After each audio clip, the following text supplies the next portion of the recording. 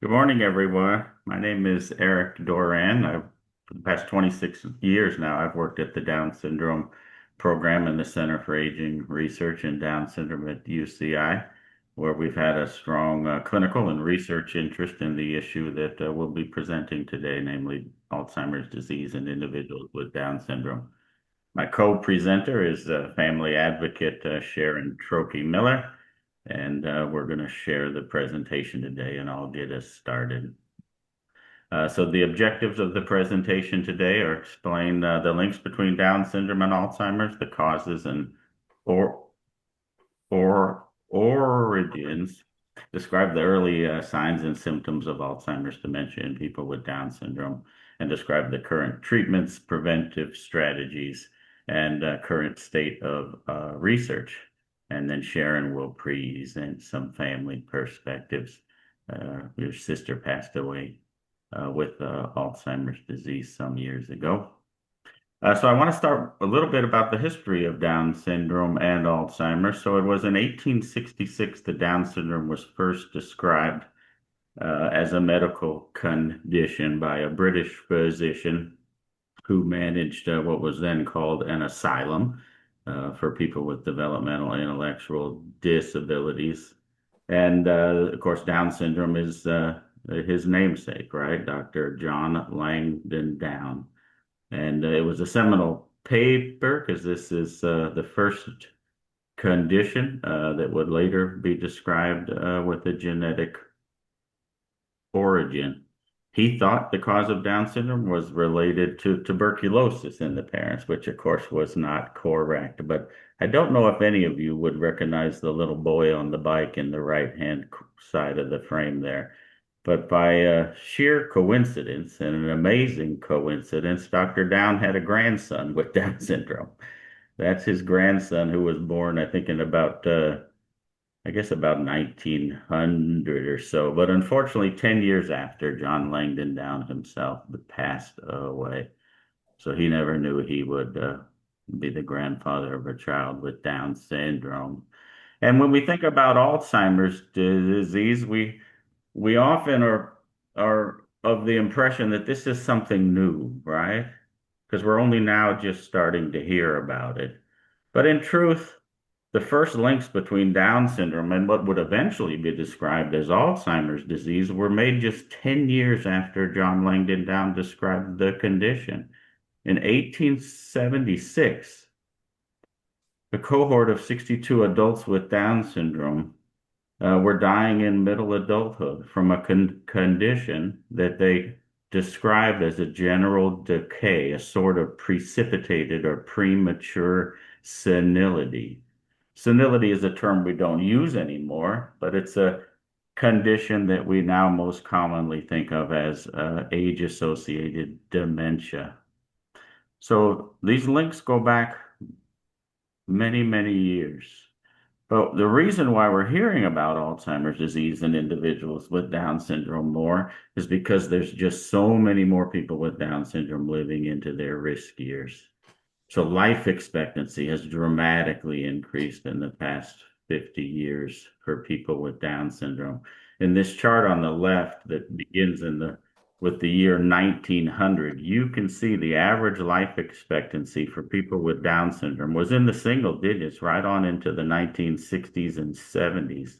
And even in the 1980s, life expectancy was just in the early 20s. But now life expectancy for individuals with Down syndrome is 60 years of age. And in fact, the chart on the right shows the fastest growing segment of individuals with Down syndrome are individuals between 40 and 50 years of age. And as we'll learn in a minute, this is when the risk years for Alzheimer's dementia starts, about age 40.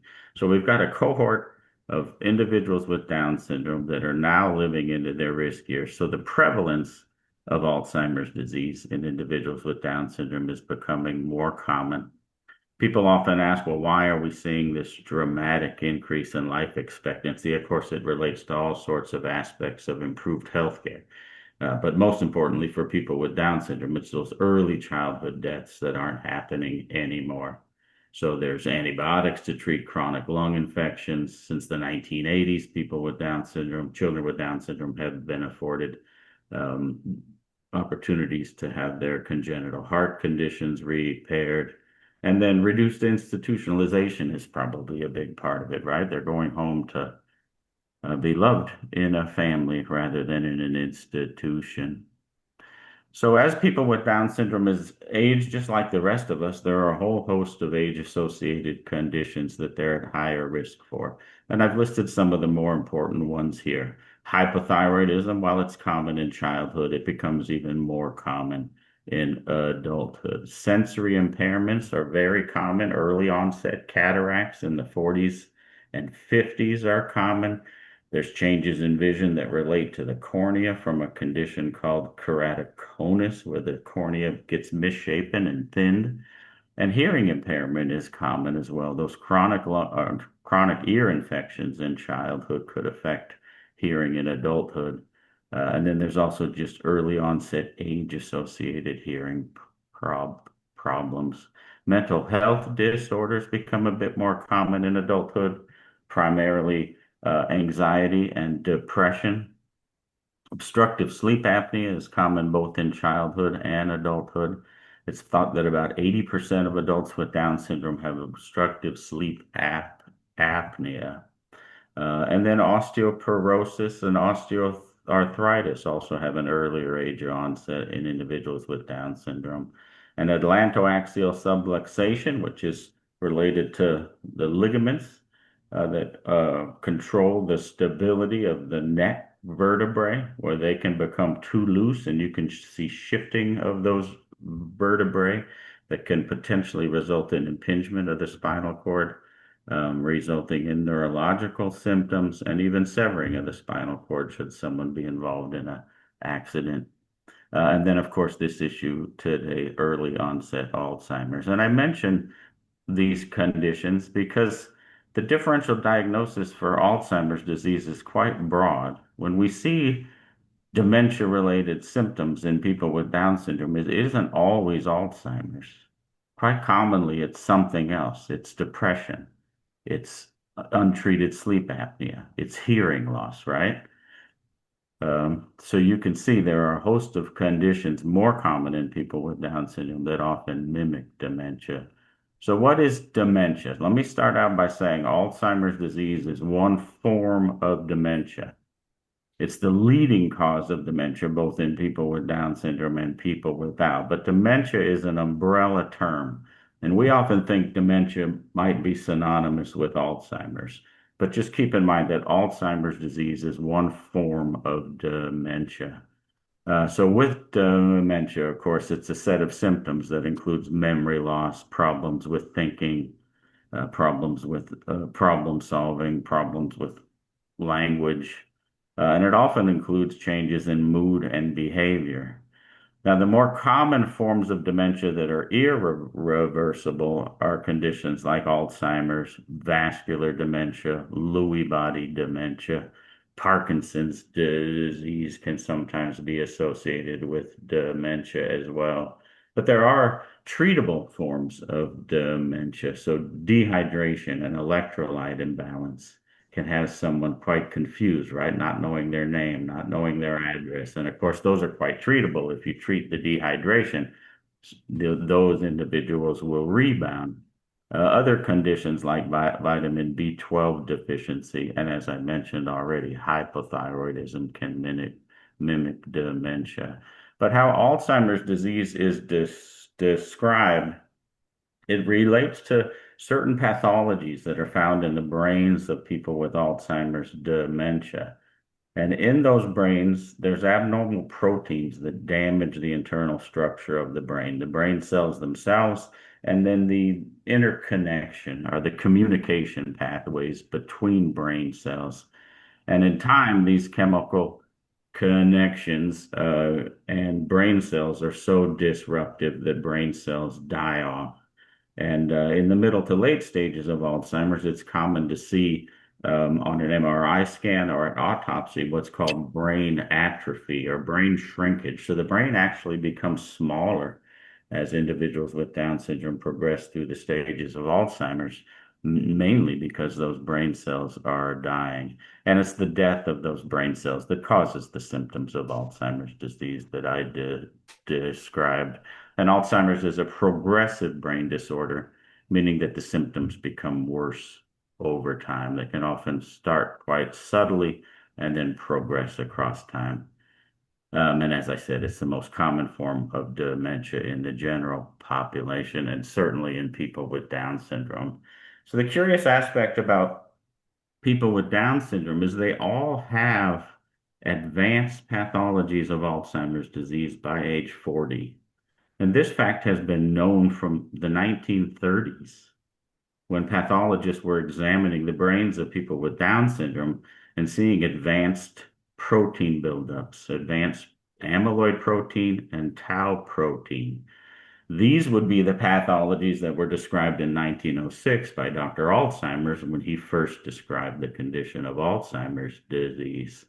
So this led to the false assumption that everyone with Down syndrome gets Alzheimer's disease. That's true if you define Alzheimer's just by the pathologies and not by the symptoms of dementia. So Alzheimer's disease is commonly overdiagnosed in people with Down syndrome, something we call diagnostic overshadowing, where there's many clinicians out there that believe everyone with Down syndrome gets Alzheimer's as they age. So therefore, any age-associated change in cognition or behavior is labeled as Alzheimer's, rather than taking the time to explore some of those differential diagnoses that I mentioned, like hypothyroidism and sleep apnea and so forth, or and so on, rather. But the incidence is high. The best data we have thus far suggests that about 20% of individuals over age 40 have symptoms of dementia, half the people over age 55. Numerous studies have shown the average age of diagnosis is about 54 years of age. And about 75% of people over age 60. And the lifetime risk is estimated to be as high as 90%. But however, we don't see dementia in 100% of cases. So there are individuals with Down syndrome that live into their 60s and 70s and never develop symptoms of dementia. But it's been shown that all of those individuals, as I said before, by age 40 have advanced changes of Alzheimer's. So it's important to recognize that there are individuals with Down syndrome that are somehow escaping dementia despite advanced pathology. And that's a big aspect of our research, right? Why are some people with Down syndrome spared dementia? Or even just a later age of onset, right? Maybe they developed dementia, but maybe it wasn't till 65 or so. What's unique about those individuals where they enjoyed an extra 25 years of good brain health despite pathologies? And if we could uncover those secrets, then of course we're going to be more likely to develop treatments that would benefit all. And when we see Alzheimer's disease in people with Down syndrome, it's described as an early onset Alzheimer's. That's Alzheimer's disease prior to age 65. And as in people without Down syndrome who have forms of early onset Alzheimer's, the course can be more accelerated. So from early symptoms to late stage and death, it can be as short as 5.5, 6 years or so, which is about twice as rapid as what you would see in the general population when Alzheimer's typically doesn't affect individuals till they're 70 and 80 years of age. The range of that course is as short as 3 years to as long as 12 years. So why are people with Down syndrome at this increased risk for Alzheimer's? And as you might imagine, it relates to the genetics of Down syndrome. The gene that codes for the protein amyloid has been found to be localized on chromosome 21. So people with Down syndrome have 3 copies of that gene. So they have lifelong overproduction of amyloid, and too much amyloid builds up in the brain, forms those sticky amyloid clumps. And as I said, it'll interfere with nerve function and eventually lead to the symptoms of dementia, causing problems with memory and thinking. So this overproduction of amyloid is thought to be the primary driver in the pathology that's present by age 40, and of course the high likelihood of dementia. So one of the leading hypotheses into the development of Alzheimer's disease is something called the amyloid cascade hypothesis, where it's amyloid that's deposited first, decades before an expected dementia-related change. And then it's tau deposited. And then the combination of amyloid plus tau is most typically associated with dementia-related change. And these graphs on the lower right show the amyloid deposits, those brown blobs, in a 31-year-old brain from an individual with Down syndrome, a 40-year-old brain, and a 54-year-old brain. So you can see the advancing accumulation of those pathologies. And the bluish gray teardrop little structures in the upper panel are in fact tau proteins in the brain of an individual with Down syndrome. So through our work and the work of others, this is the progression or the timeline of the accumulation of the pathologies of Alzheimer's disease in people with Down syndrome. And I'll draw your attention first to the red little curve. That's the incidence of dementia. So the clinical symptoms of dementia. And if you look at years on the bottom of that graph, you can see, as I described, we tend not to see dementia prior to age 40, but about age 40 is when the risk starts. And with each advancing year, the risk gets higher and higher, right? Where about half the people are affected in their mid 50s or so. But then if you look to the left of that, you see the blue line and the green line. The blue line is the accumulation of amyloid. The green line is the accumulation of tau. And why this graph has become so important, because it really points the way to preventive therapies. And if you recall that amyloid cascade hypothesis, most of the therapies being developed for people with Down syndrome are targeting amyloid. Thinking if you prevent amyloid, you'll prevent tau. If you prevent amyloid and tau, you'll prevent dementia. So there are new therapies that I'll discuss briefly later that are targeting that point in the progression of these pathologies, where you're enrolling people with Down syndrome in clinical trials of experimental therapeutics in their 30s and 40s when they do not have symptoms of dementia, aiming at preventing dementia. So the field of Alzheimer's has come a long ways, where we're moving away from treating dementia and developing treatments that would potentially prevent dementia. So what are the symptoms of Alzheimer's disease? These are some of the early symptoms that are seen in individuals where in the early stages, they might require more prompts to carry out their activities of daily living, their bathing, all their self-care skills, right? Their dressing. So they may still be competent to complete those things, but families will often describe, hey, they're late often now. Their morning routine, they're still capable of completing that on their own, but they're late when their transportation gets here to take them to their job or their day program. So just a general slowing in the completion of those tasks can be early stage. And then eventually it will progress where maybe they're forgetting steps in the sequence of those tasks. So they'll be finished with the shower, come out of the shower, and the shampoo might still be in their hair because they forgot to rinse their hair. Of course, loss of memory is what we often think of as an early sign of Alzheimer's disease, and it is. It tends to be short-term memory. So the ability to form a new memory is what's impaired first. Long-term memories stay intact, often through the early stages of the disease even. So remembering what you had for breakfast that morning is an area that might become a challenge. Quite commonly, we see changes in patterns of speech, but more importantly, clarity of speech first, where it seems like the individual is mumbling. Their speech may have been difficult to understand throughout their life, but now it's become even harder. Not able to hear them, like they've got marbles in their mouth, say. And eventually they lose some speech where maybe they had full sentence speech. Now they're reduced to phrase speech, or they're forgetting words, right? We also see disorientation in place and time, right?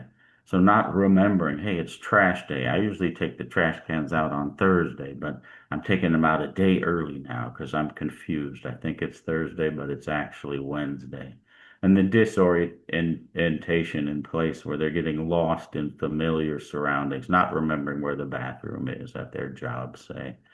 And quite unique to early onset Alzheimer's disease and in people with Down syndrome, you see this high co-occurrence of seizures associated with their Alzheimer's dementia. That's not something you typically see in late onset Alzheimer's.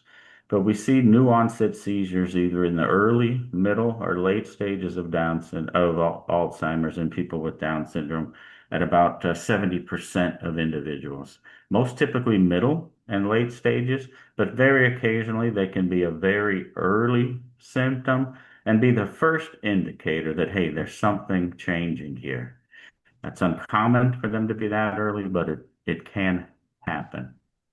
And then we see characteristic gait changes. They're changes in walking and balance. And usually it's first identified as, hey, they're really afraid and nervous going up and down stairs. And when we go to the mall and we're on the second floor, they used to walk close to the railing and they could look over the side. They can't do that anymore, right? They're much slower in their walking, and then they're quite hesitant when they get to changes in patterns of flooring. Say they're going from a black carpet to a white tile. When they get to that transition, they'll stop, look down at it, do an exaggerated step over that transition, and then carry on. Most families will say it looks like there's a depth of field issue with their vision, but it's primarily not that. It's often primarily this gait ataxia, just not knowing where your feet are in space and being uncomfortable with perturbations and obstacles that are in your way. New onset urinary incontinence can be an early symptom as well, but as the disease progresses, it can advance to both urinary and bowel incontinence. And I want to make sure I emphasize that sometimes the early changes are not memory. And that's what we mostly focus on when we think of Alzheimer's as a memory disorder, which of course it is. But the earliest symptoms tend to be behavioral. And what's most common is long-standing behavioral traits are intensified. So most families will say, man, they've always been stubborn, but boy, they are more stubborn now than they ever were. Or some of the obsessive compulsive tendencies that they may have had throughout their lifetime, those intensify. So they become amplified, if you will. And then symptoms of depression. So isolation and withdrawal are common as well. When guests and friends come to visit the family, they're not coming out of their rooms to say hi and sit and chat with everyone as they once did. When it's social time in front of the television, they might just withdraw to their room. You see changes in sleep pattern. Most commonly, would what we call terminal insomnia, waking up too early, not being able to go back to sleep, or waking up too early and getting ready for work, hours before their scheduled time to be ready. Alterations in eating habit, unexplained weight loss is a common early symptom as well. Increased agitation and anxiety. And as I said, symptoms of depression like loss of motivation are common as well. Um, and how do we assess Alzheimer's disease in individuals with Down syndrome? And it's important to recognize there's no formal criteria that's really been established for people with Down syndrome. And it's still primarily a diagnosis of exclusion. There's a lot of testing that's done, but most of that testing is to rule out other forms of dementia, right?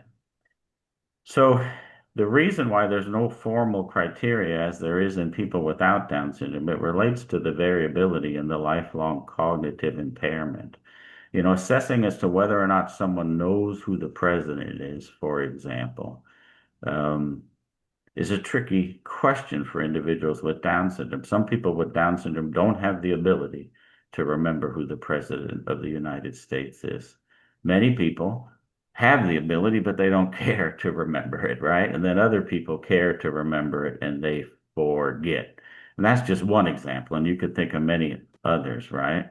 So what's important in assessing for Alzheimer's disease in individuals with Down syndrome is establishing a baseline, a cognitive baseline and functional profile. So that will serve as the comparison point for future assessments. And there are some guidelines that have been established that we're going to review that describe just how to do that. And it's important to recognize that this assessment relies heavily on knowledgeable caregivers. And oftentimes it's not just a single caregiver that can inform the clinician about changes they're observing. So as I mentioned, we conduct a differential diagnosis. We've had patients referred to us with the diagnosis of Alzheimer's, and all they needed was hearing aids. When you give them hearing aids, all of their impairments disappear and they return to their baseline. As most of us on this call can probably attest to, people with Down syndrome tend not to complain about physical changes they're experiencing, pain, and things like that. So to have someone with Down syndrome experience hearing loss, most of them won't say anything. They won't say, "Pardon me, I can't hear you. Can you speak up?" They'll just pretend they heard you and answer the question they think you said, therefore appearing confused because they're guessing wrong at what it was that you asked them. Medication reactions can happen as well, particularly with regard to psychiatric medications, where typically people with Down syndrome require lower dosing than people without. The hypothyroidism, the depression, and the obstructive sleep apnea.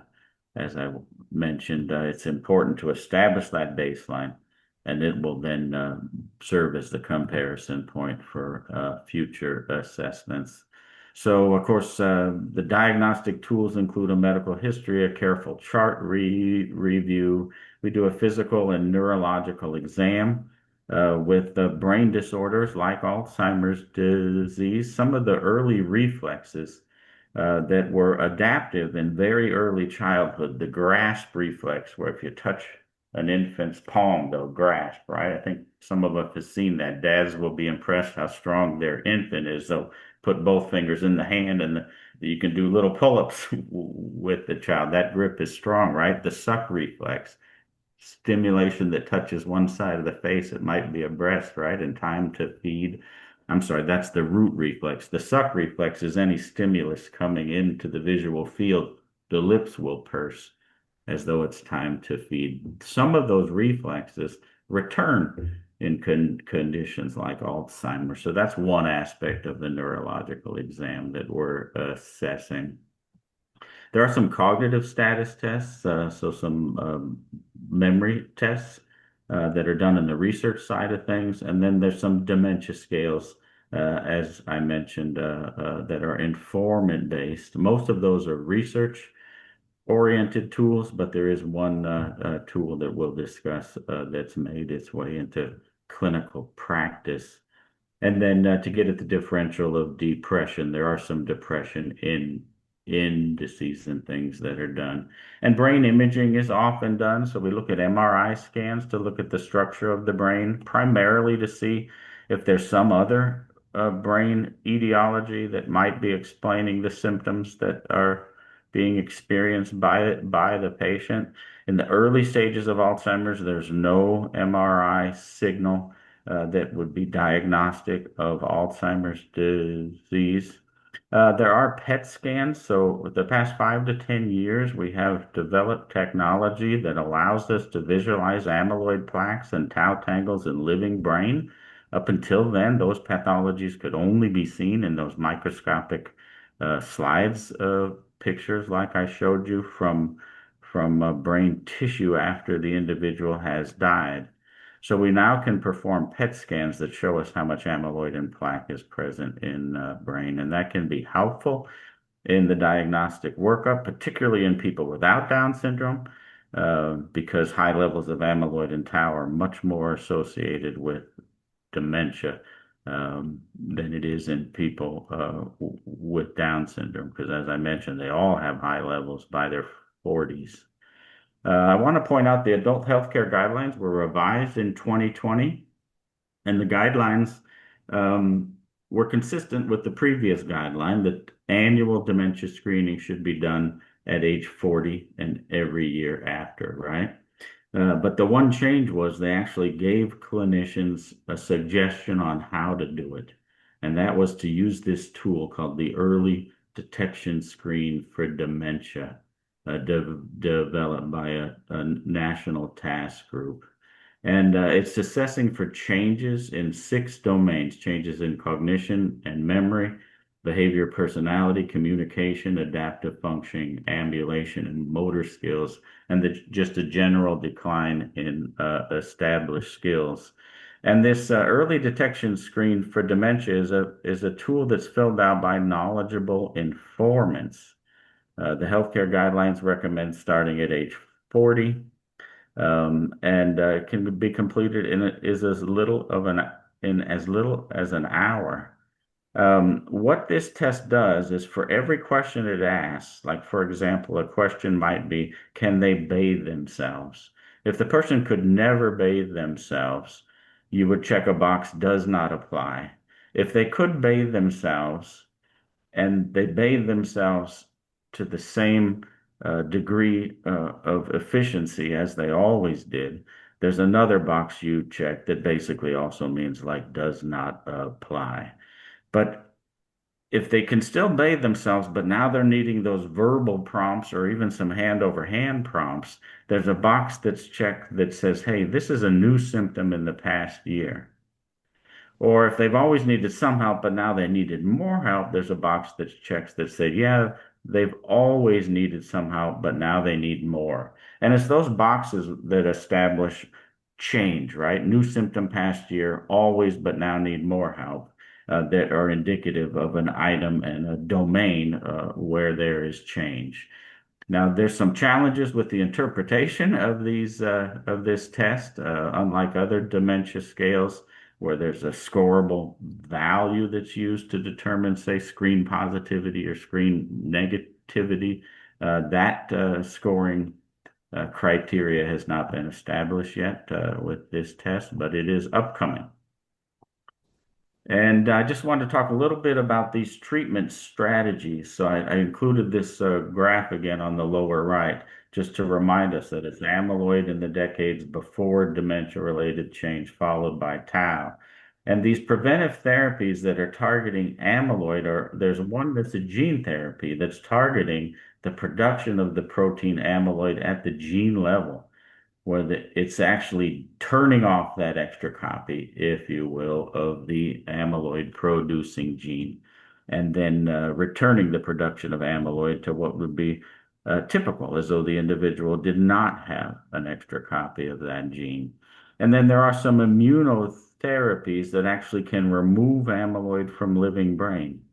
So these trials are upcoming for people with Down syndrome. One trial is already ongoing. There's 2 other trials that are starting this year. So there are a lot of potential therapeutic targets that are being explored aimed at preventing Alzheimer's. So these are exciting times for people with Down syndrome, and our discoveries of what may in fact benefit them. And I want to mention there are many risk reducing strategies that are well established in people without Down syndrome, but we're starting to study them in people with Down syndrome. What can we all do in our own lifetimes to minimize our risks of Alzheimer's disease? And of course, managing some of the medical conditions that can be linked to Alzheimer's, such as the hearing loss, the vision impairments, the hypothyroidism, and so on. Eating a healthy diet, a Mediterranean style diet, is important. If it's a heart healthy diet, it's pretty much a brain healthy diet too. Getting regular exercise is important. Staying socially engaged is important for our brain health. And doing cognitive and stimulating activities too. And getting effective sleep. Treating sleep apnea is extremely important in people with Down syndrome because it affects their current functional abilities and health, but also the body's natural waste system to remove excess proteins such as amyloid and tau from brain is a natural system called the glymphatic system that only functions at certain stages of sleep. So having sleep apnea prevents individuals from having effective clearance of proteins like amyloid and tau in their brains. But it's important for all families to recognize there's things we can do throughout our lifetime that might minimize our risk. And just a little bit about our research program at UCI. We have an assessment and treatment clinic that Dr. Brian Hitt staffs for us. We have basic science, the clinical trials that I mentioned. We're going to be involved in both a gene therapy trial and some of those amyloid removing drugs. But we do a longitudinal cohort study. So the sorts of studies that allowed us to establish that sort of timeline that I showed of the progression of Alzheimer's pathologies in individuals with Down syndrome. So we have people with Down syndrome age 18 and older in our studies, and we're just now starting a study in children with Down syndrome, looking at some of the biomarkers of Alzheimer's. And then we have our family support groups through Alzheimer's Orange County and the Down Syndrome Association of Orange County. And then Sharon has a group with Alzheimer's Los Angeles. And we're going to give you some information on how to reach out to those groups as well. So in summary, the Association of Alzheimer's Disease in People with Down Syndrome is well established. It's that triplication of the amyloid precursor protein gene, the gene that codes for amyloid, that's thought to be responsible for those pathologies of Alzheimer's and the high risk for dementia. So by age 40, everyone has those brain changes, but not all individuals will go on to develop the dementia. But as I mentioned, there are some promising preventive therapies that are being developed and tested. So we'll turn it over to Sharon now. I will be advancing the slides for her. Okay. Am I on? Can you hear me? Yep. Okay. Hi, my name is Sharon Trocki-Miller. Robin Trocki was my sister. She moved out to Los Angeles to live with me after the death of our parents. And she was living in, well, let's go back to me. I run a support group now with Los Angeles, with the Alzheimer's Los Angeles Association. And I've been running that for a number of years. And also I served for 5 years on the State Alzheimer's Advisory Committee. And while I was on that committee, when I met so many people from the Alzheimer's Association and started working with them. I have some pictures up of my sister Robin, and I'm going to, in her own words, Robin was born a twin. That's she and her brother are up there. And when my mother brought them home from the hospital, she said Robin was not to be treated any different than her brother. Whatever Tony had to do, Robin had to do. If he was learning to read, Robin had to learn to read. If he was learning to ride a two-wheel bicycle, Robin had to learn to ride a two-wheel bicycle. And Robin managed to rise to all those challenges. This is a description of Robin in her own words. My name is Robin Trocki and I have Down syndrome. I'm not really happy about that, but I don't let it get in my way. I'm not different from anyone else once you get to know me. I live in my own apartment with a roommate. I work in the bakery department of a supermarket. I'm an athlete, an artist, a musician, a student, a good friend, and a happy person. I always try to be helpful. I have a good life and I'm very honored to be in this book. The only thing that wasn't represented in Robin's story, she also played Sue Sylvester's sister on Glee. So she was also an actress. Eric, could you do the next slide, please? This is the cover of the book that Robin's story was in. Next slide, please. This is her artwork that was put in the book. So this is Robin was an artist it was through a group called LA Goal, GOAL in Culver City. And she was one of the artists in residence there. And that's her story in the corner.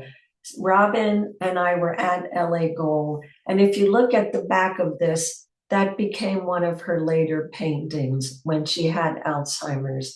This was when she could still hold a paintbrush, but you can see there's no detail, there's no fine line to any of it.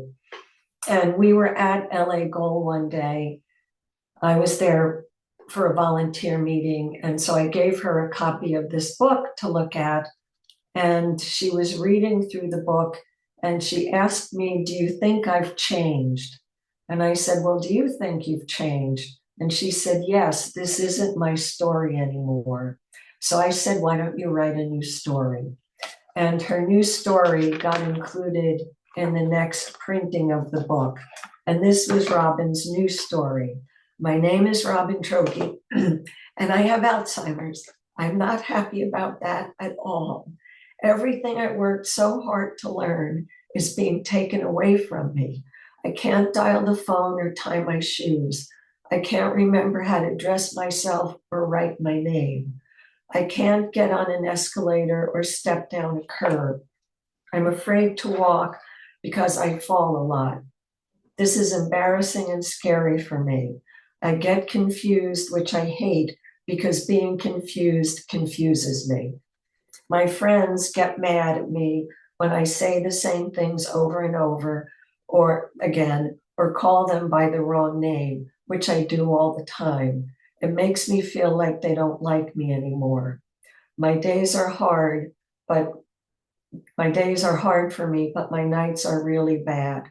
I get very scared. I don't like the dark because I see things that I'm afraid will get me.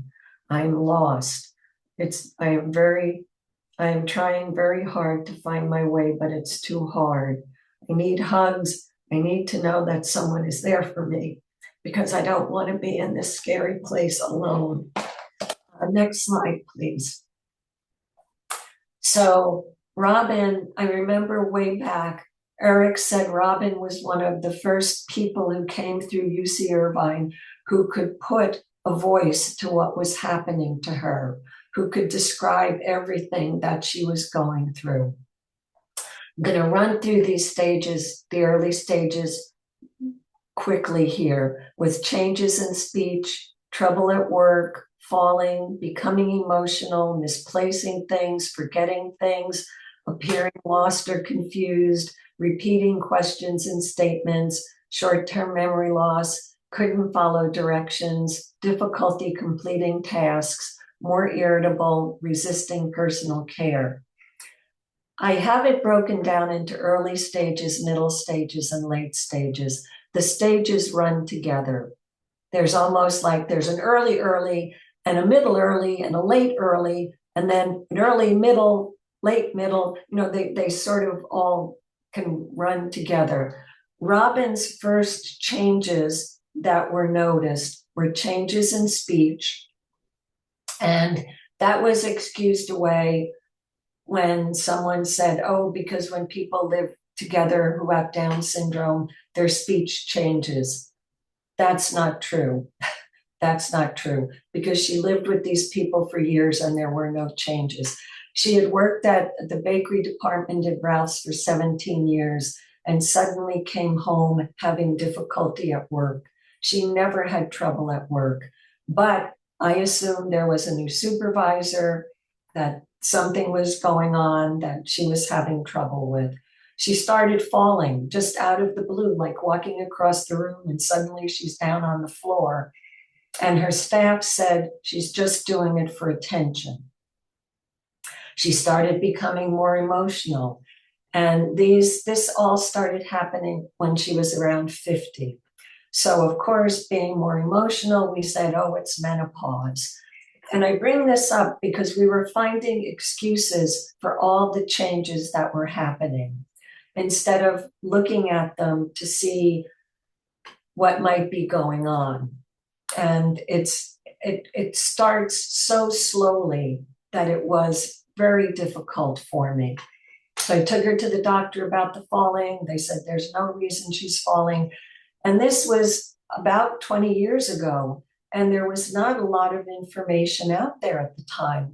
I just had no idea.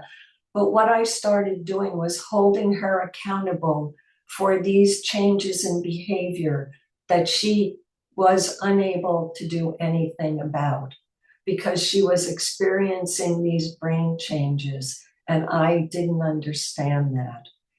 It's also important to me to realize, to look at, when you say, oh, behavior changes could be a sign of dementia, as Eric pointed out, they could be a sign of any number of things. So it's really important to pay attention to these changes. And one of Robin's friends started exhibiting so many of these symptoms, and it turned out that she had a vitamin D deficiency. And when the vitamin was supplemented, all her symptoms went away. So in terms of what starts to happen with the behavior changes, it's really important to pay attention to them. And the early stages for Robin were very slow and very subtle. So at times it would be like, well, there is no problem. Look, she's fine. And at other times it would be like, no, there is a problem. She's not fine. So we would go back and forth with this. And for me, as the caregiver, I began to feel frustration. I began to feel confusion. And it was puzzling to me what was happening. I could see changes in my sister, but I did not understand what was going on. Eric, could you go to the next one? As things progressed and she started having difficulty with dressing, difficulty using the phone. I got her the phone with the big buttons and put my picture, and all she had to do was press my picture and the phone would ring me. So it became important to find solutions for what was going on. She became more forgetful and confused and was unable to do the daily tasks that she loved doing. She needed assistance or prompting or just reminders, and that was never the case for her. She started, and she lays this out in her story. She started having difficulty remembering names. She started getting lost in familiar places. One time we were out on a field trip to a place she knew very well, and we were getting on the bus, and she was right behind me, and I turned around to help her up, and she was gone, just disappeared that fast, and found her wandering off, a distance away in no time. So these things started becoming more and more obvious that there were problems. She started getting agitated and having verbal outbursts. And by this time, we knew what was going on. We had already connected to a program at UCLA and also to a program at UC Irvine.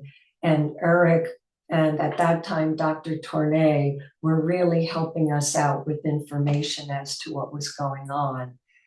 So with these agitated outbursts, we would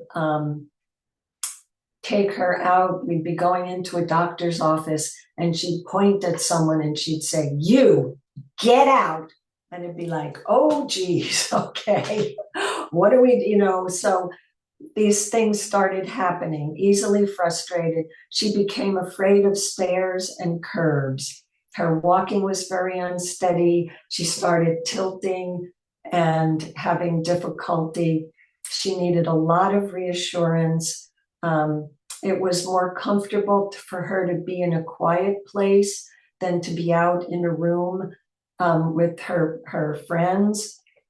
She began having difficulty eating and choking on her food, and anxiety and psychosis began to develop, and she got put on medications. So I want to stay with this for a minute and break this down a little bit, because this was when things were moving along. You can see changes in her expression, in her face at this point. And it became really important for me to find solutions, to find help, to find resources. And fortunately, today, there are a lot more avenues open for this. She talked in her story about how her friends, she thought her friends were mad at her because she couldn't remember their names. And she was living in an apartment at this time called adaptive living, where the staff was there in the morning and left at night.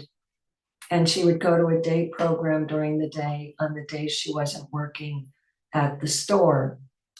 So it became more and more difficult. She started wandering at night. She started moving things. One night she took everything out of the freezer and put it in a dresser drawer. And in the morning when the staff got there, everything had thawed out in the dresser. And well, they were a little angry. They were a little angry. And one of the things I found during this process, a sense of humor is not important. It's essential. It's essential because so many things would happen. It's kind of heartbreaking that she did that, but it's also kind of funny that she defrosted her freezer in the sock drawer. So I had to really pay attention to things here. I had to stop judging Robin for who she was and be with her for who she was today. I couldn't keep saying, oh, Robin used to be able to do that, Robin. I had to stop and just be very in the moment and present with her where she was and understand. She says in her story, I'm lost. I had to understand that she truly was lost. She knew she wasn't who she was anymore. Robin was probably, let me see, about 55 when these middle stages really started to become very, very difficult for her. She would get so anxiety ridden, we couldn't get her out of her room. She would be frightened at night because she thought that things were there. Lights had to be on everywhere. And I was very anti-medication. I have to say I was very anti-medication. But when I saw how difficult things got for her and how hard it was for her, we went to see her primary care physician. And the first medication she took was Ativan for anxiety. And what we did, per a recommendation, we got the lowest dose possible and halved it. So instead of getting a milligram of Ativan, she got a quarter of a milligram. And that helped. That calmed her down. That made it easier for her to be in the presence of other people, to come out of her room. And little by little, we raised it. And we didn't raise it all at once. She didn't get half a milligram. I guess that's what half.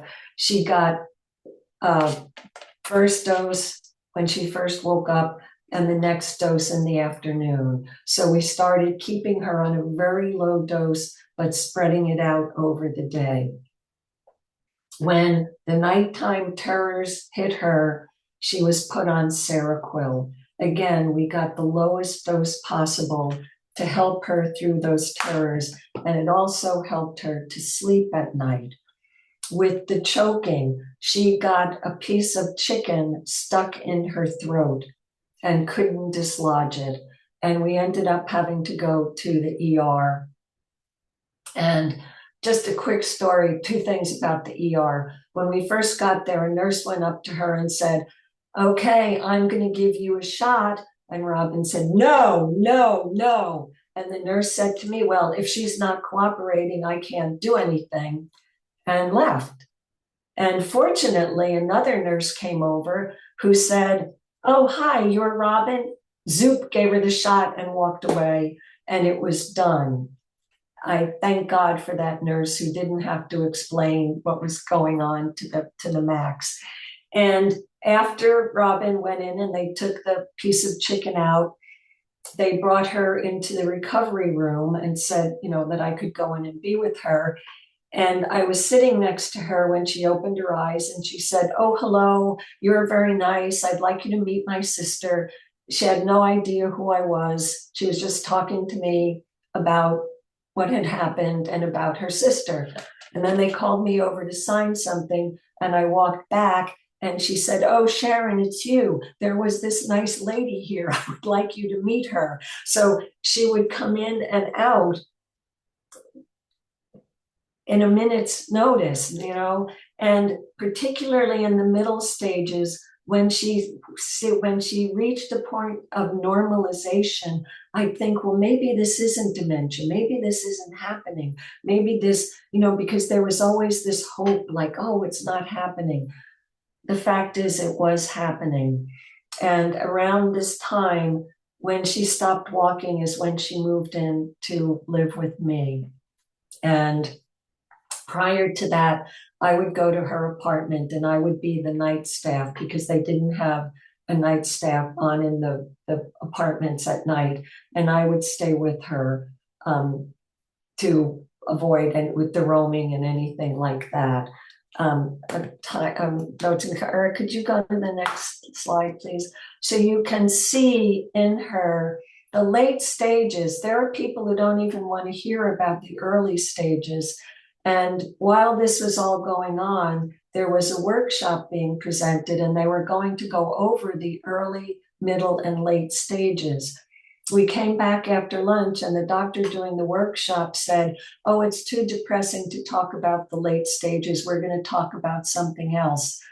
And I was like, oh my God, we're in this. This is what's happening. And it's too depressing to talk about. I just couldn't. It was hard. It was so hard. So at this point, she was unable to walk. She was not able to talk. Loss of all mobility. If her hat fell over her face, she couldn't lift it up. If a hot coal dropped in her lap, she couldn't push it away. Lack of all movement. She needed pureed food. She was incontinent, fully dependent on the care of those around her. She needed a tilting wheelchair. It was so important that she had the tilting wheelchair because she couldn't hold herself up.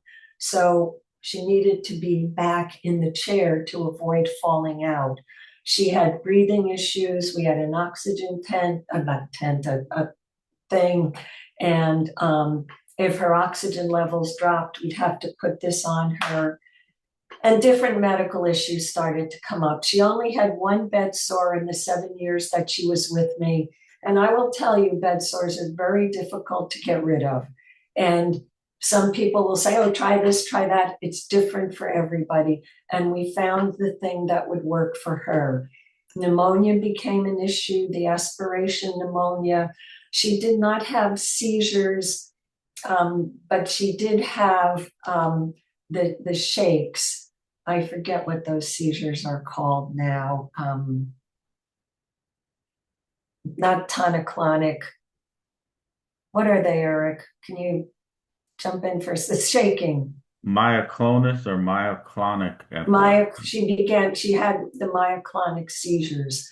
So what happened is, we had to negotiate with the regional centers to get care.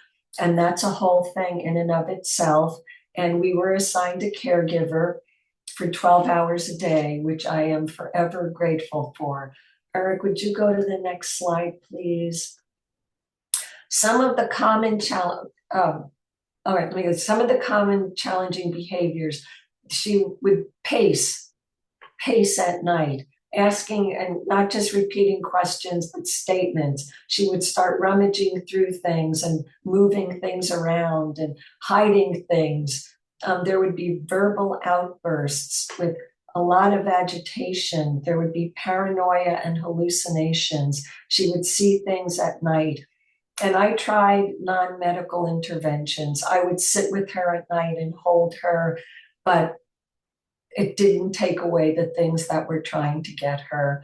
The sleep-awake disorders, the sundowning, where when it started to get dark, she'd start to get agitated, resistance to personal care, lots of changes in her personality.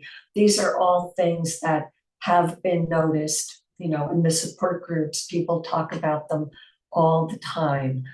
Just to circle back for a second, in the late stage, one of the feelings that came up for me was desperation.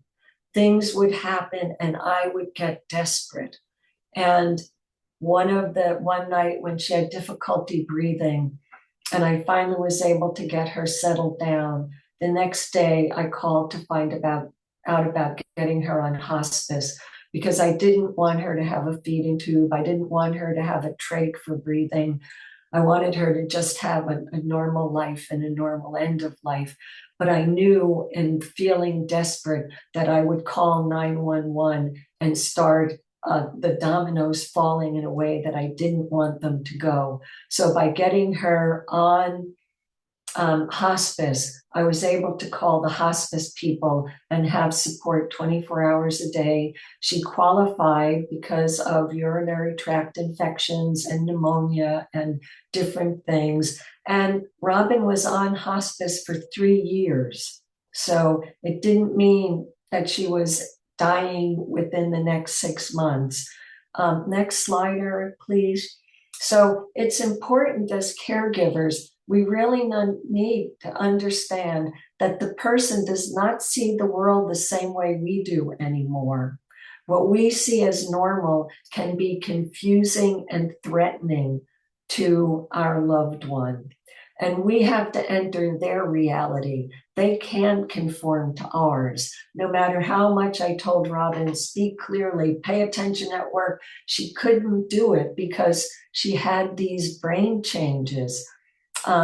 They really need us to be patient. I understood that Robin was lost. She told me she was lost. And I knew that I had to be patient, supportive, and understanding because she couldn't find her way. And as a caregiver, I had to change because Robin couldn't. Eric, next slide. I'm out of time on it. So what worked when Robin was going through all of this? Made sure that she was hydrated. She needed to have 8 glasses of water a day. She ended up having a catheter, and that was essential for the catheter. We kept her diet clean. She had fruits and vegetables, chicken or fish, no sugar, very limited starches, hardly any starches. Everything was pureed and fresh whenever possible. Next one, Eric. We kept her exercising and moving. That's a little stationary bicycle that pedals itself. So I would tie her feet to the pedals, and even in her wheelchair, she could get blood circulating, keep her muscles moving. We would move her arms around. We would put music on and dance with her to be moving her arms and keeping her active. Next one, Eric. We would bring her out. I tried to keep her connected to her friends. Even when it got bad, we would take her out and she would get to spend time. Even if she didn't recognize them, they would come over and hug her and hold her hand. And I believe that meant a lot to her, meant a lot to me too. Next one, Eric, please. Couch time, I called it, but it's human connection. When someone's in a hospital bed and a wheelchair, they're not getting hugs, they're not getting a lot of human contact. We made sure to take Robin over to the couch every day and sit together, whether it was me or a caregiver. We would hold her, we would talk to her, we would just spend time being close. And I think that's really important. Next slide, Eric, please. We kept her involved. If you see the hats say "get out" because that was her big thing. You get out, you get out, or shut up, Stoopy. But I made get out hats for the friends who helped out and the staff because we had to keep things light, and we kept her out in the community having experiences where here's a horse whispering in her ear. Next slide, please, Eric. We made sure that she enjoyed life and was out with fresh air and fun. These beach wheelchairs were free. And we had to tie her in because she couldn't hold herself up, but we would run on the beach and we would laugh and just have a really great time. Next one, please, Eric.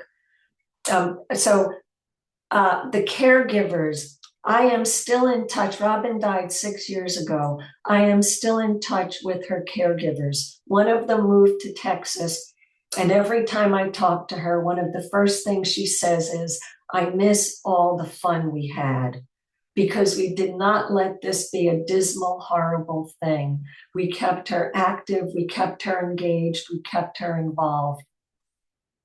One of the things that was essential for me was the support group that I was in and that I ran.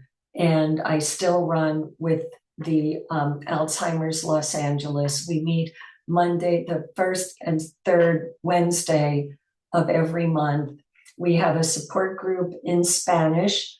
There's also a support group at the Alzheimer's Orange County. And there's information on those support groups. And if anyone is interested in a support group or finding out about them, next slide, Eric, please. Here is information for Eric. UC Irvine has a number of research things going on, and they're always looking for participants in their research programs. And if you were interested in finding out about them, Eric's number is up there. And Eric is a national treasure as far as I'm concerned. I would have been lost without him. This is my information. My phone number is there. If anyone wants to talk about a situation or refer someone who is dealing with this, I'm happy to talk with people. I'm happy to introduce people to our support group. It's very beneficial. And I'm really excited about our Spanish speaking support group, which we're hoping to get more support for. And our next, do we have another slide? That is it.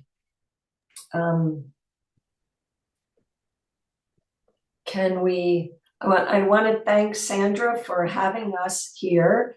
And I want to thank all of you for showing up because it's so important to have this information. And there's a lot of it out there. There's a lot of family members who are happy to share what's going on.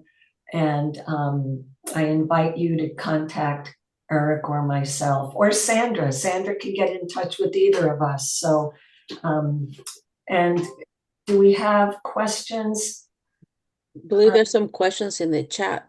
Yeah, I'm viewing some questions in the chat now that I can probably just go through. Should we start with those? Yeah. Mary Cliff asks, what are the non-medical strategies we can use to prevent our loved ones from developing more amyloids and tau as they age? I think we covered some of those lifestyle factors that we're learning more and more about. And as I tried to touch on, it's not just the accumulation of these, but the clearance of those pathologies from brain, from that natural system called the glymphatic system that functions in sleep, certain stages of sleep. So sleep is a very important lifestyle factor that we need to be mindful of.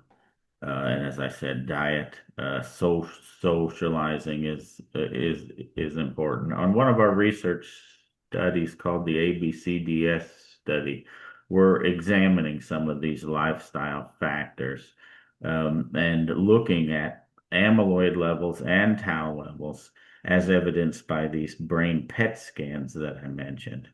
So we have brain PET scans quantifying amyloid and tau levels longitudinally. So people come back and have repeated scans. So we can look at rates of accumulation of these pathologies.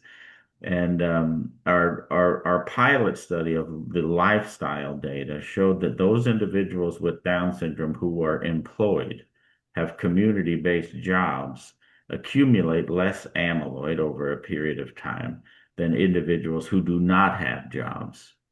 Eric, do you know And what stage of sleep that the clearing occurs? it's a deep stage of sleep, and sleep apnea would prevent individuals from getting in that stage of sleep.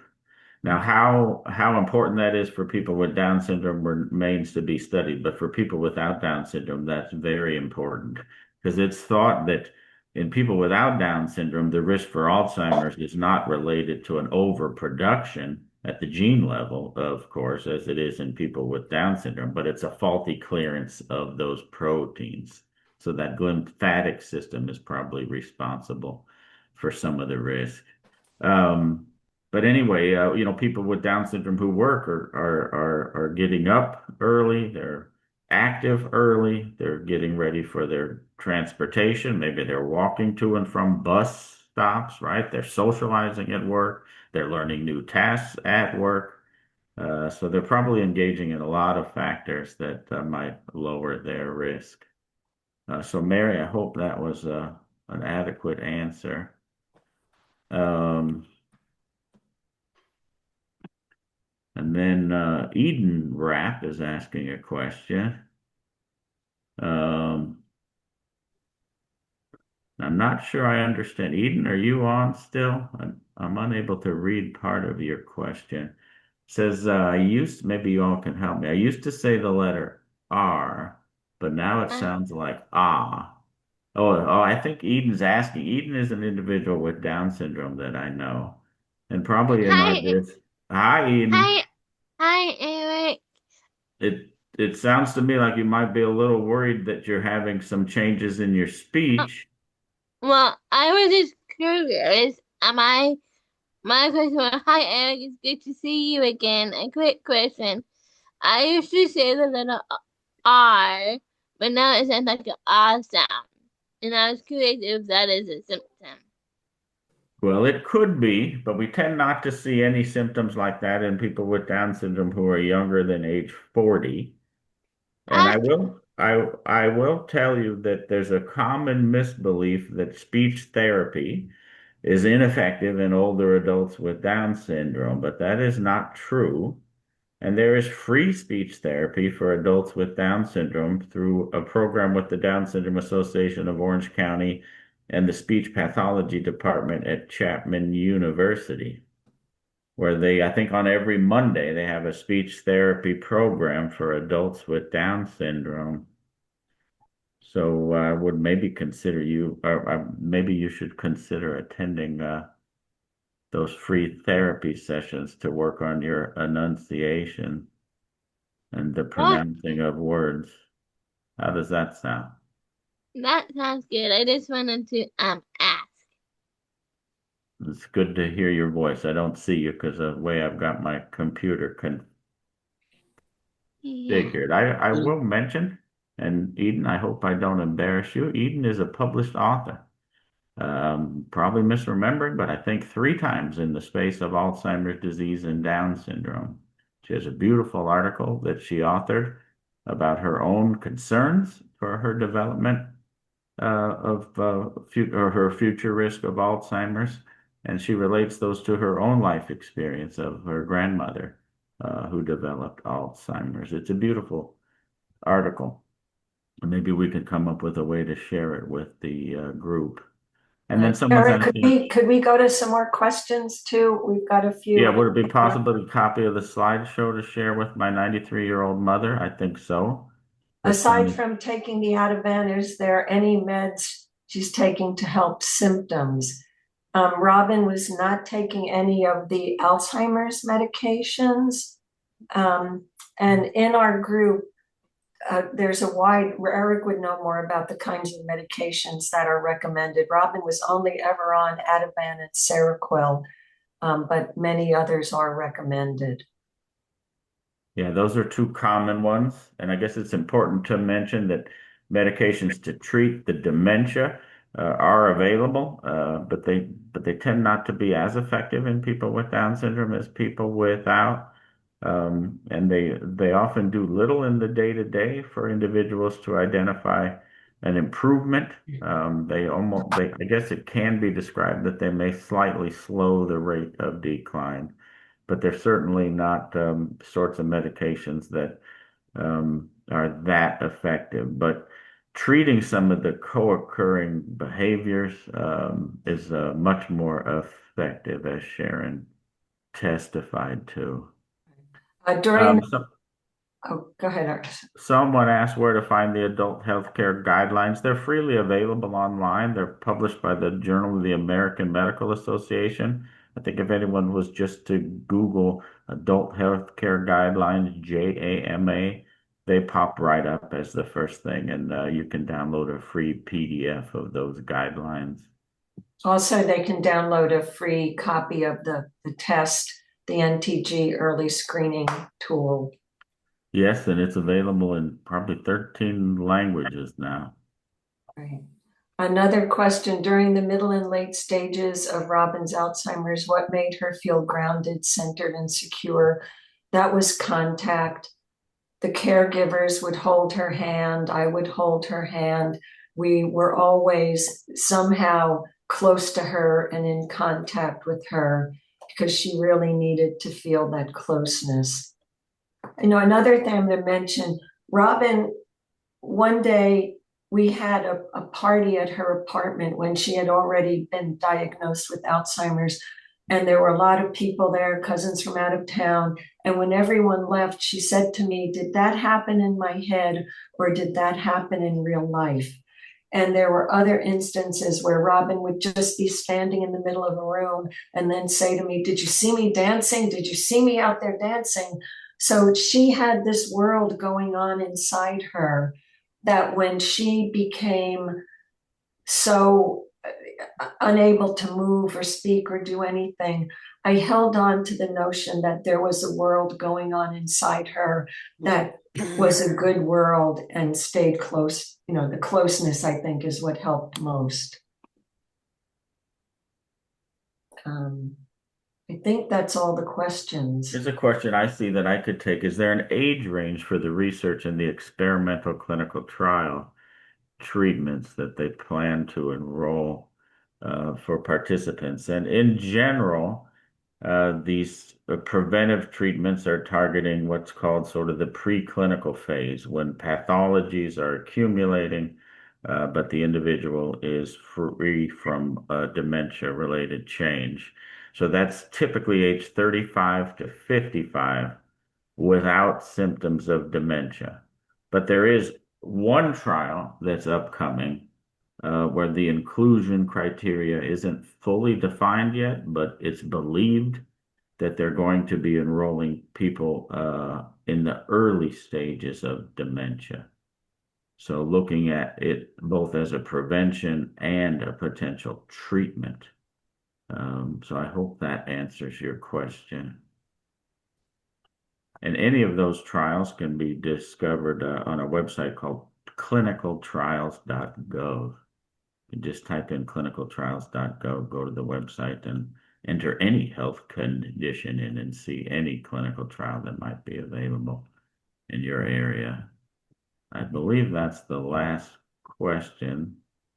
It looks like Linda Rapp has posted a web link to that journal article that Eden wrote, which is lovely.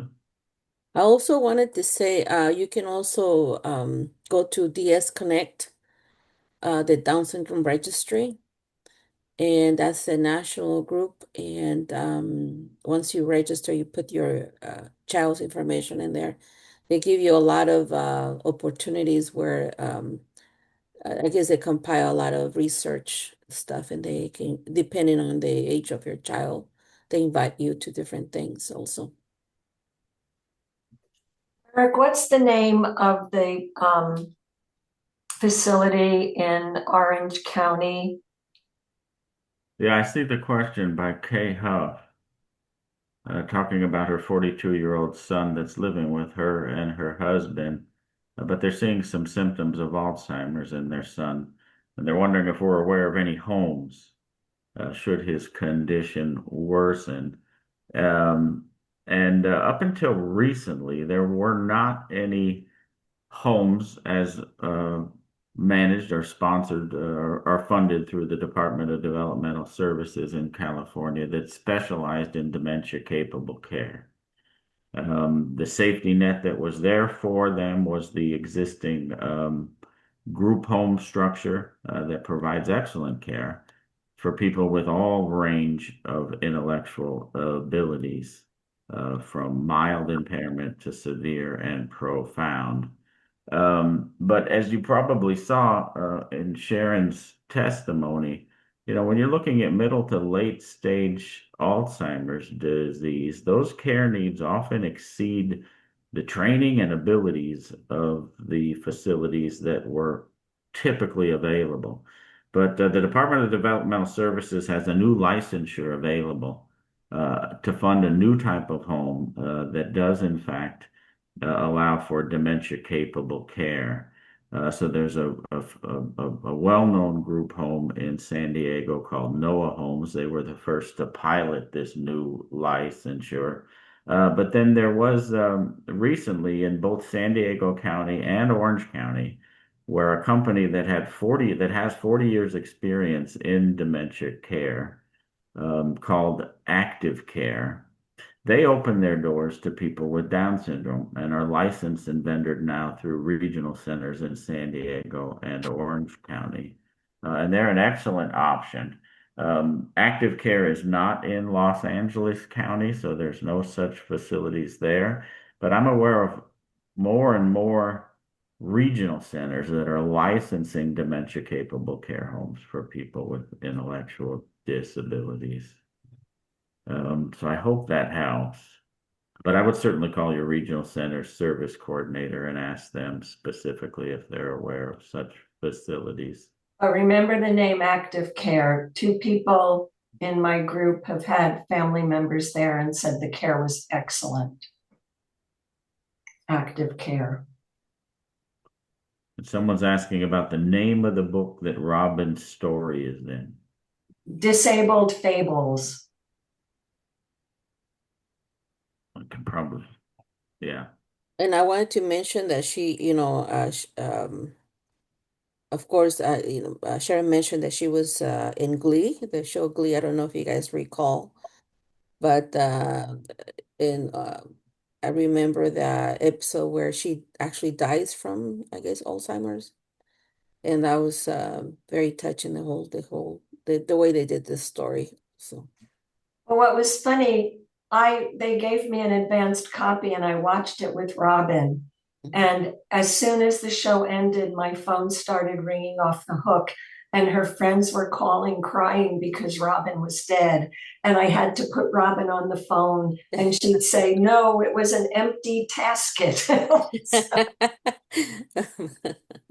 this is Kay Huff. Can you hear me? I can.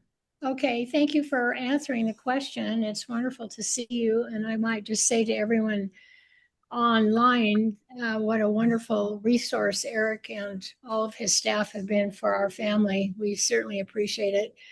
I just wanted to say to Sharon how impressed I am with her passionate charity and for her long-term service to her sister. It was just really inspiring to hear that. And this has been really, really helpful because I love the specific examples, especially the symptomatic information and the information about meds and all of that. We're just kind of looking toward the future because of our age. And anyway, that's what I had to say. And I gotta say, there's a lot of research going on in just different places. My son is part of the UC Davis Alzheimer's research also.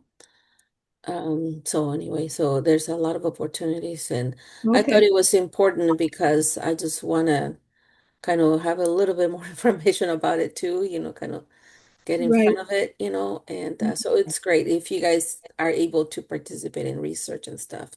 I think that can also help your family kind of get more Okay. information as your child gets older. Another thing I would mention is I was sorry I didn't know about marijuana gummies in terms of managing a lot of these symptoms. And they have proven to be helpful for a number of families. What was the name of that again? Marijuana what? The marijuana, the gummies are Oh, what, the gummies. Oh, the Yeah. gummies. Yeah. like half a gummy, just half a Mm. gummy. Wow. Helps with sleep, helps with, so what people have been telling me. I don't know for sure, but Mhm. I'm sorry I didn't get a chance to try them out for Robin. Yes, that's interesting. Linda has a question. Hi, I had a question about rocking as a symptom of Alzheimer's. I did not see any rocking with Robin or her friends, but I saw leaning where they would be leaning to the side or leaning forward. And, I was counting 8 of Robin's friends have died. In the first group I ran, 7 people died. That's 15. And then my current group, 4 have died so far. So just Eric has dealt with countless deaths, but that's like 19 people. That's too many. It's too many. Mhm. Thank you. And with regard to rocking behavior, which is common in any of us, really, if we get stressed enough, we find a method to self-soothe, right? But with people with intellectual disabilities, are you talking about this sort of rocking behavior, Linda? Hmm. Because that's often associated with anxiety.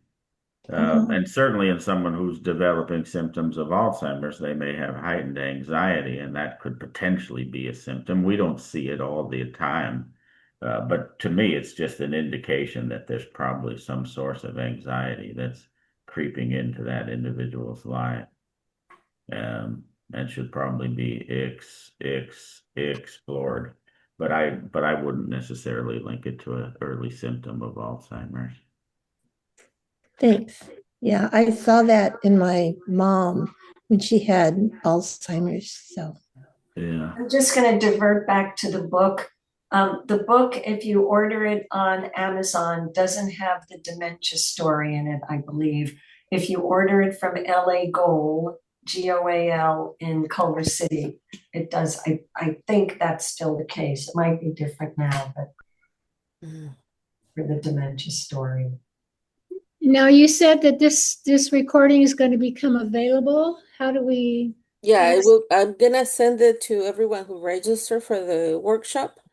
And we usually add our workshops on the DSLA's YouTube channel, and you will get a notification. And if you subscribe to that channel, you can get notifications when we upload any new workshops or It's the video. YouTube. What You, YouTube? yeah, Down Syndrome Association of Los Angeles YouTube channel. Oh, okay. I'll send it to you guys as well. And so if I get the PDF of the presentation, I can send you both. I can send both of the. Thank you. I guess, yeah. All righty. Hi, Well, Eric. Hi, Eric. I have a quick question. This is Mary. I'm Mary. hi, Mary. Hi. For us who are already enrolled in the UCI studies, will the families be notified if there are clinical trials that are applicable to our children? Because there are so many new ones coming up and also in existence, so we don't know which one is which that Yeah, is beneficial to our loved ones. So will that's an excellent question, and the answer is yes. So anybody at UCI who's part of a clinical trial, when that clinical trial comes online, whether or not UCI is going to be a testing site, right, for that clinical therapeutic, we will inform families of that opportunity to potentially participate. So the studies I mentioned are in the startup phases. With one such study, the gene therapy study about to come online here in the coming weeks. And some of the anti-amyloid therapies, those immune therapies I mentioned, will be coming online later this year. There is one study that's finished enrollment already. But yeah, we will let you know. And did I hear correctly that these studies, like gene therapy, is only applicable to people who start to have signs of dementia, like in their 30s or No. 40s? Right now, the gene therapy study will be open to people 35 to 55 who do not have symptoms of dementia. Oh, okay. So unaffected individuals. So the Um, minimum age to enter any of these studies seems to be like 35, it's right? about 35 years of age, right? Now Okay. it'll vary a little bit from study to study, but that's the ages now where most the therapeutic targets looking at preventive drugs are starting at. Um, And will there be any side effects to do this kind of gene therapy? Yeah, I'm sure there will, right? So the side effect profile for the gene therapy drugs is known through animal testing and so on, but this is a drug that's specifically developed for the individuals who have overproduction of amyloid. So the first time human use of those drugs will, in fact, be individuals with syndrome. Now, gene therapies for other neurodegenerative brain disorders have been studied. So the safety profile of this sort of class of therapy is understood. But yeah, these will be what's called phase 1 studies. So first time in human use, small sample sizes, very strictly controlled, examining safety of these drugs more so than therapeutic potential, right? But some of those other drugs that are the immune drugs that remove the protein amyloid from living brain are much more studied in humans, and are now starting to be offered to individuals with Down syndrome, both at the phase 1 level and even the phase 4 level, when the drugs are already approved by the FDA, but understudied in people with Down syndrome. But as with any clinical trial, of course, the risks will be greatly discussed before anyone makes a decision to participate. Thank you, Eric. Yeah. All righty. Well, thank you so much, everyone, and thank you for waking up early and joining us this morning. Thank you, Eric, for gifting us your time and sharing. We really appreciate it. Sharon and I really do work together quite a bit. So if you guys need to find her, or either way, I can also find her. And thank you both for doing this presentation for our Andrew, DSA thank you families. for all the work you do there. You're amazing. Thank you. Thank you. Thank you so much. Thank you You're so much. welcome. And enjoy the rest of your weekend. Thank you. That was very helpful.